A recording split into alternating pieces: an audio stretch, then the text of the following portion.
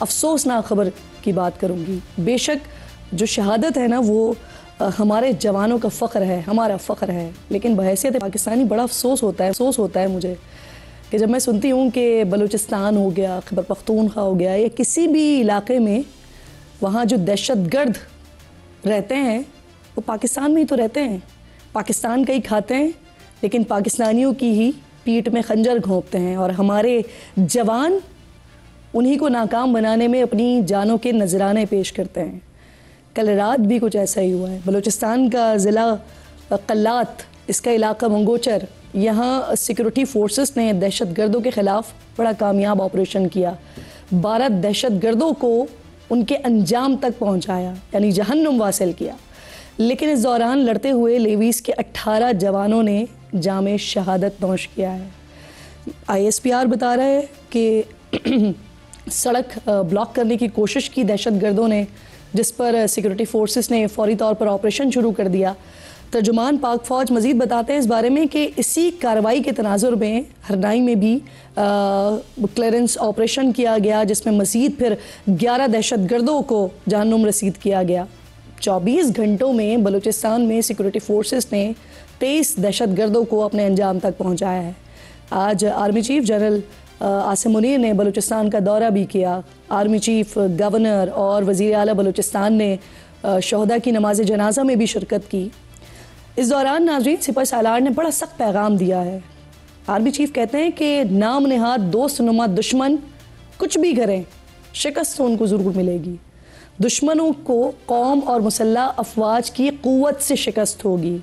غیر ملکی آقاؤں کے ایجنٹ بن کر دوہری پالیسیز کی پیروی کرنے والوں سے آگاہ ہیں.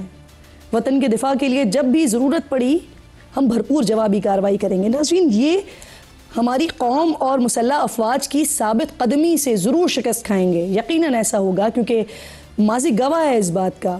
پچھلے سال 925 دہشت گردوں بشمول خوارجیوں کے ان کو جہنم واصل کیا گیا تھا, جو پچھلے 5 سالوں کی سب سے بڑی تعداد ہے. یہ خبر دینا ناظرین کہ آج اتنے جوان شہید ہو گئے, پچھلے سال اتنے بیٹوں نے وطن عزیز پر اپنی جانیں قربان کر دیں. کہنے میں اور سننے میں شاید یہ بات بڑی آسان سی لگتی ہے, لیکن ان شہداء کے ساتھ جڑی ہوتی ہیں کئی زندگیاں جو محروم ہو جاتی ہیں. کسی ماں کا بیٹا ہوتا ہے وہ جوان, کسی بیوی کا شوہر ہوتا ہے وہ جوان, کسی معصوم کا باپ ہوتا ہے وہ جوان, یا کسی بہن کا بھائی ہوتا ہے وہ جوان. ہمیشہ کے لیے چلا جاتا ہے اور پیچھے ایک نامکمل ہونے والا خلا چھوڑ جاتا ہے. دہشت گرد تو ناظرین بدامنی پھیلانے کے لیے یا کسی کو مارنے کے لیے آتے ہیں, لیکن جو ہمارے سیکورٹی فورسز ہیں نا, سلام ہے ان کو, جو اپنی جان قربان کرنے کے لیے بڑی خوشی خوشی جاتے ہیں, شہادت کو گلے لگانے سے کبھی چوکتے نہیں ہیں. انہی بیٹوں, انہی بھائیوں کے لہو سے جو ملک کی بقا ہے وہ انہی کی قربانیوں سے یقینی ہے, اور اس کو کبھی بھولنا نہیں چاہیے. میں ایک بار پھر ان شہداء کو سلام پیش کرتے ہیں. پاکستان تحریک انصاف نے 8 فروری کو یوم سیاہ منانے کا اعلان کر دیا ہے, اور اس کے ساتھ ساتھ جلسوں کا بھی اعلان کر دیا ہے. اب اسلام آباد موٹر وے پر واقع سوابی انٹرچینج پنجاب کے دل لاہور میں مینار پاکستان پر بھی جلسے کی اجازت طلب کی گئی ہے. پنجاب اور خیبر پختونخوا کے نئے صدور یعنی عالیہ حمزہ صاحبہ اور جنید اکبر صاحب کا یہ پہلا امتحان ہوگا. تحریک انصاف کو ناظرین اگر اجازت نہیں ملی تو پھر حکمت عملی کیا ہوگی؟ کیا ایک بار پھر 9 مئی اور 26 نومبر والے مناظر ہوں گے؟ حکومت بھی ماضی کی طرح پکڑ دھکڑ اور مار دھاڑ سے ہی کام لے گی؟ اس کا اندازہ دونوں اطراف کے بیانات سے لگایا جا سکتا ہے. ذرا 8 فروری کو ہم نے بلیک ڈے منانا ہے. جب ہم آئیں گے ہمیں یہ پتہ ہوگا کہ ہم نے گولیاں کانی ہے. ہم لوگ 8 فروری کو جلسہ کر سکے نہیں الاؤ کر رہے ہیں ہوش کے ناخن نے اسلام آباد میں. اب ناظرین جنید اکبر صاحب نے نہ صرف حکومت کے لیے چیلنج بننے کا اعلان کر دیا ہے بلکہ اپنی ہی حکومت کے خلاف محاذ بھی کھول دیا ہے. ماضی کی قیادت کو اسٹیبلشمنٹ کے ساتھ رابطوں کا تانا دے رہے ہیں. بشرا بی بی کی حکمت عملی کو بھی سرعام تنقید کا نشانہ بنا رہے ہیں. کہہ رہے ہیں کہ اس بار وہ کسی منتخب ممبر اسمبلی کو اپنے ساتھ لوگ لانے کا ٹاسک نہیں دیں گے. اب صورتحال یہ ہے کہ وزیر اعلیٰ 8 فروری کے احتجاج کی حکمت عملی کے لیے اجلاس کرتے ہیں جس میں صوبائی صدر کے علاوہ باقی ساری پارٹی کی قیادت موجود ہوتی ہے اور صوبائی صدر خطابات میں وزیر اعلیٰ کی حکمت عملی پر تنقید کرتے ہیں، کرپشن کے الزامات لگاتے ہیں۔ ویسے میں کیا تحریک انصاف بڑا عوامی اجتماع کرنے میں کامیاب ہو سکے گی؟ تحریک انصاف کی ناظرین احتجاج کے حوالے سے یہاں ایک اور دلچسپ صورتحال ہے، حسن اتفاق کہیے اسے یا پھر سوچا سمجھا منصوبہ کہیے کہ اس مرتبہ بھی تحریک انصاف نے احتجاج کے لیے جس تاریخ کا اعلان کیا ہے، جس کے قریب ہی پاکستان میں 29 سال کے طویل انتظار کے بعد ایک بڑا ICC ایونٹ ہونے جا رہا ہے۔ 19 فروری سے شروع ہونے والی چیمپئنز ٹرافی، اس کی افتتاحی تقریب 16 فروری کو ہوگی، جس کے لیے انٹرنیشنل کرکٹ ٹیمز ہی نہیں بلکہ انٹرنیشنل آفیشلز اور دنیا بھر سے کرکٹ شائقین بھی پاکستان آئیں گے۔ اس صورتحال کے تناظر میں چیئرمین PCB اور وفاقی وزیر داخلہ محسن نقوی نے بھی PTI کو کہا ہے کہ وہ 8 فروری کو جلسہ نہ کریں۔ پہلے کی طرح ہم ان سے ریکویسٹ کریں گے کہ یہ چیز نہ کریں۔ میرا تو پہلے بھی اسی طرح جب 26 نومبر تھا انہوں نے اسی طرح ڈیٹیں پک کی تھی، نہیں کریں گے تو پھر۔ ناظرین دوسری طرف حکومت اور اپوزیشن دونوں طرف سے مذاکرات کے خاتمے کا اعلان تو ہو گیا ہے، لیکن اسپیکر قومی اسمبلی ایاز صادق صاحب نے جو مذاکراتی کمیٹیاں ہیں اسے برقرار رکھنے کا فیصلہ کیا ہے۔ حکومت بھی چاہتی ہے کہ تحریک انصاف مذاکرات کی طرف لوٹ کر آئے، کمیشن کے بجائے کمیٹی پر راضی ہو جائے۔ ساتھ ہی حکومت پر یہ امید بھی نظر آتی ہے حکومتی حلقوں میں کہ PTI کی سڑکوں پر اگر آ کر اسٹیبلشمنٹ کے ساتھ رابطوں کی کوششیں ہوتی ہیں تو وہ ناکام ہی ہوں گی۔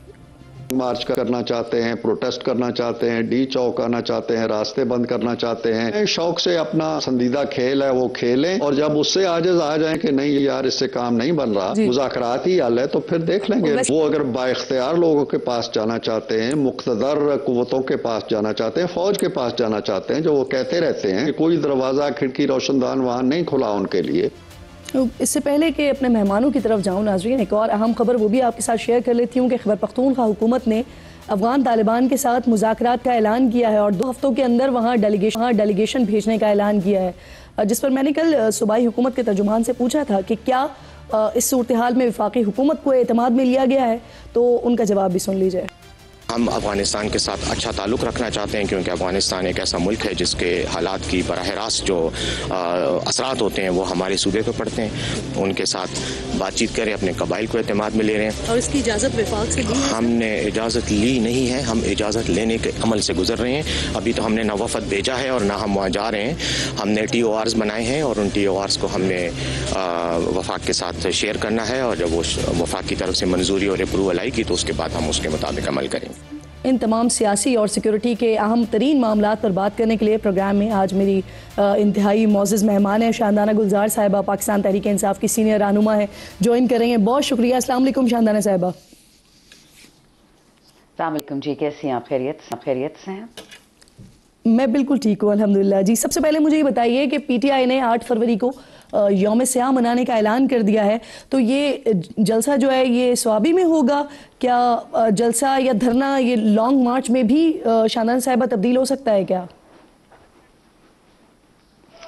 دیکھیے جی، اب کہ ساری میں انٹرو سن رہی تھی اور آپ نے بہت ہی جو اچیدہ پوائنٹس ہیں وہ سارے پکڑے۔ دیکھیں اس وقت ایک پورا ہم کیا کہتے ہیں گیمٹ کھول چکا ہے، اس وقت تمام بیٹل فیلڈ ہر طرف کھل گئے ہیں۔ اللہ کا یہ شکر ہے کہ عمران خان کی جو تقاریر تھی جنوری سے اپریل 2022 تک، جس میں انہوں نے بار بار یہ کہا کہ عمران خان کو تو آپ ہٹا دیں گے بٹ پاکستان کو برباد کر دیں گے، چاہے وہ معاشی طریقے سے ہو، چاہے وہ انسانی حقوق کی مد میں ہو، یا ترسیلات زر میں ہو، یا انٹرنیشنل انویسٹمنٹ میں ہو، یا انسانوں کی بے دردی قتل میں ہو، پاکستان ہر انڈیکس پہ اب انفارچونیٹلی ڈیپ ڈائیو کر چکا ہے۔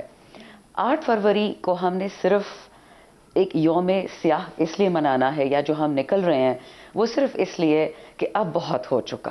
ہم نے 1 سال بہت کوشش کی، ان لوگوں کے ساتھ گزارا کیا، ان کی اللیگل فارم 47 کے لوگوں سے ملے، ان کی اللیگل پرائم منسٹر فارم 47 کے ساتھ اسمبلی میں بیٹھے، ان کی ہر چیز کو برداشت کیا، لیکن ابھی بھی جو یہ جھوٹے مذاکرات ہو رہے تھے اس میں بھی ان کے جھوٹ برداشت کیے. کبھی ایک بہانہ میں بہت لوگوں کو بولا میں کہ جس طرح سورہ البقرہ میں یہ ذکر ہے کہ جس طرح قوم اسرائیل یہ کام کرتی تھی کہ جی بھینس کا رنگ کیا ہونا چاہیے, بھینس اوپر ہو نیچے ہو, بال کم ہو بال زیادہ ہو, زنانہ ہو مردانہ ہو, پتہ نہیں جو اس میں چیزیں تھیں ایگزیکٹلی لوگوں نے مذاکرات نہیں کیا کہ لکھے ہوئے دیں, لکھے ہوئے میں آپ کو کیا چاہیے, بولے ہوئے میں ایسی ریسیپی یا مینیو کوئی نہیں ہوتا. پاکستان کے ساتھ مذاق اڑا رہے تھے. ایک کمیٹی میٹنگ پہ لاکھوں روپے لگ جاتے ہیں.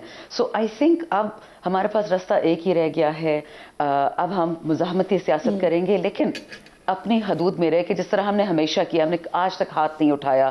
ہمارے صوبوں میں بہت زیادہ اسلحہ ہے, ہم خود بھی شکر الحمدللہ کافی طاقتور لوگ ہیں, لیکن کبھی بھی ہم نے کسی پہ واپس ہاتھ نہیں اٹھایا, چاہے وہ فارم 47 والا ڈیفنس منسٹر ہے یا فارم 47 والا انٹیریئر منسٹر. لیکن آپ خود دیکھ لیں ان کا ڈزمل فیلئر, ابسمل فیلئر کہ آج 18 بندے ایف سی کے شہید ہوئے ہیں بلوچستان میں, اس کا کوئی پوچھنے والا نہیں ہے.